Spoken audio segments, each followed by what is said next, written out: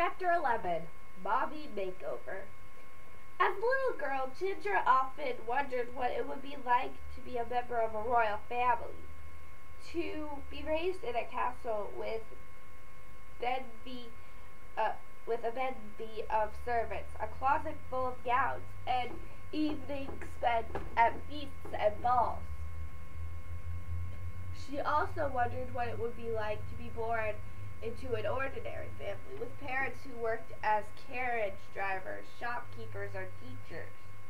But most of all, what it would be like to not have people scream in terror when her mother walked into a room. After finishing kindergarten at home, Ginger worked up the courage to go back to school. She knew that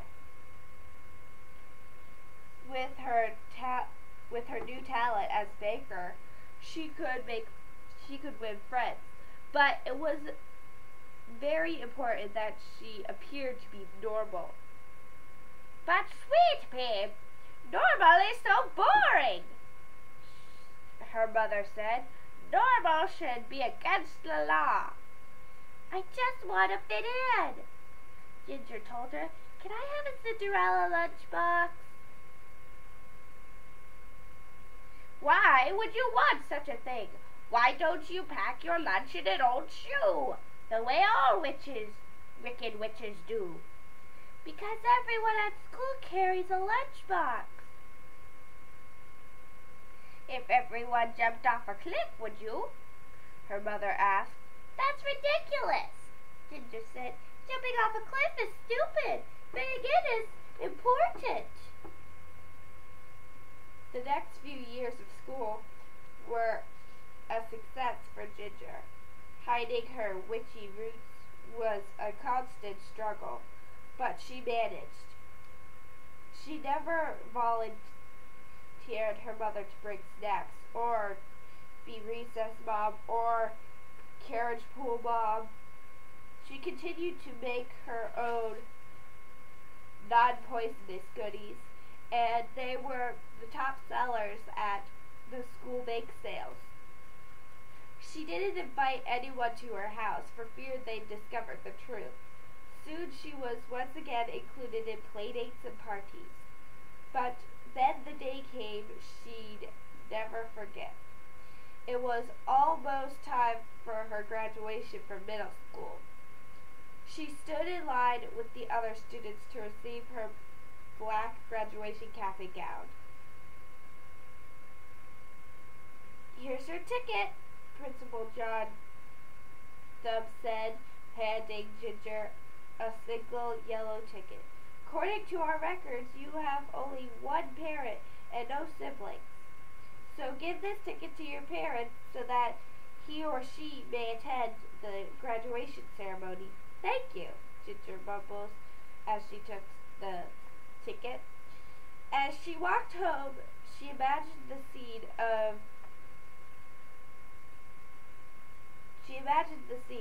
The gymnasium would be filled to the brim with proud parents and grandparents all applauding and cheering as students crossed the stage, accepting their diplomas. But when Ginger took her diploma, no smiling parent would be watching her, and when the ceremony was over, no one would be waiting with flowers. Because how could she invite the Candy Witch to school? After all the years of hiding her identity, how could she let everyone know the truth?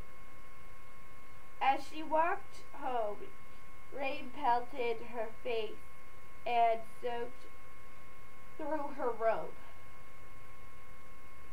She threw open the front door to her house. How was your day? The Candy Witch asked.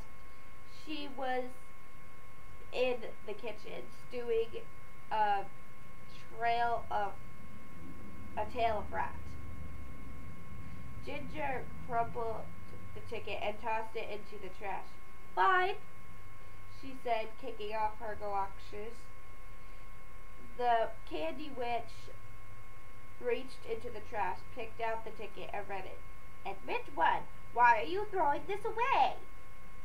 Ginger's eyes filled with tears. She loved her mother, and she wanted to share this special day with her, but at the same time, she'd been trying to protect herself from the judgment of others.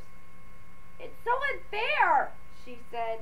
She ran up to her room and fell upon her bed into a heap of misery and confusion. The next morning, the Candy Witch announced that she was important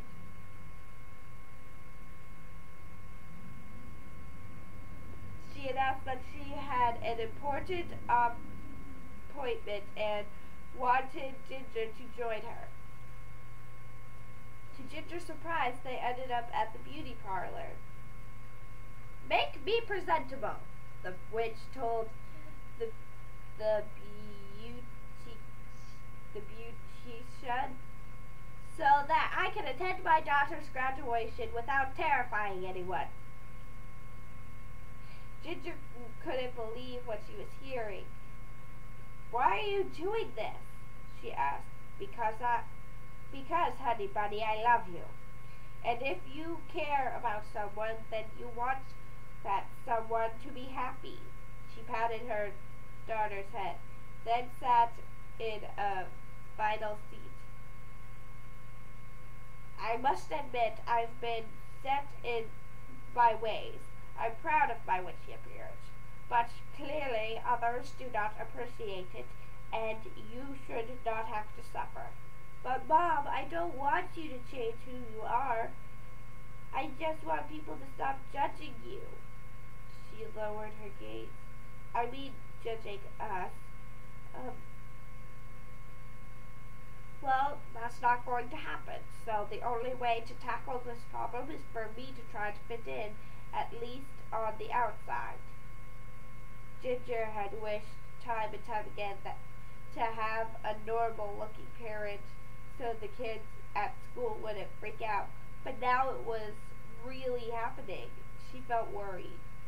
This is gonna take all day, said the beautician, complaining, as she tried to run a brush through the Candy Witch's tangled green hair. You've got twigs in here, she shrieked as something blinked at her. Oh my God, Mother! Is that a toad? The toad leaped off the witch's head. Ginger opened the front door so it could hop to freedom. I've never seen such a mess, the beautician commented as her coat broke into. Haven't you ever heard of conditioner? The Candy Witch narrowed her eyes. Then she pulled a piece of candy from her pocket. Would you like a snacky, Pooh dearie? Mother! Ginger cried, wrenching the candy from her mother's grip. If you poison her, she won't be able to do her job.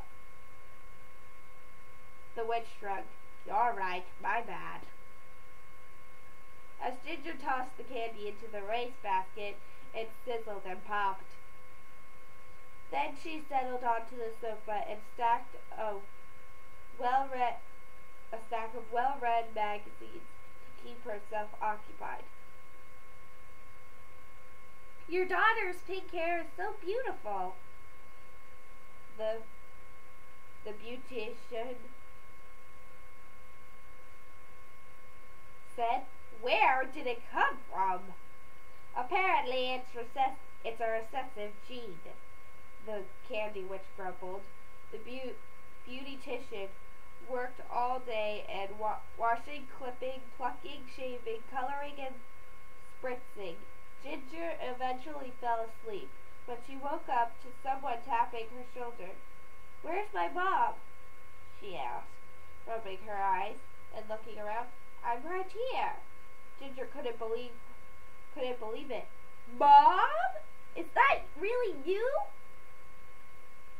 It was a very lovely lady sat in the same chair where a witch had sat earlier. Her long hair was pink and silky like Ginger's. Excuse me. And it was pulled off her face with a white ribbon. Her eyelashes were curled, and her eyelids sparkled with blue shadow, and the only recognizable feature was the wart, which still sat on her chin. However, its black wiry hair was missing. You'll have to come in for a weekly maintenance, the duty mission said.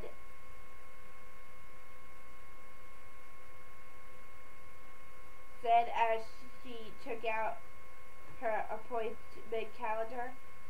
I'll put you down for next Tuesday. What's your name? Ginger cringed. Don't say it. My name's... She cackled. Why, dearie, my name's Mrs.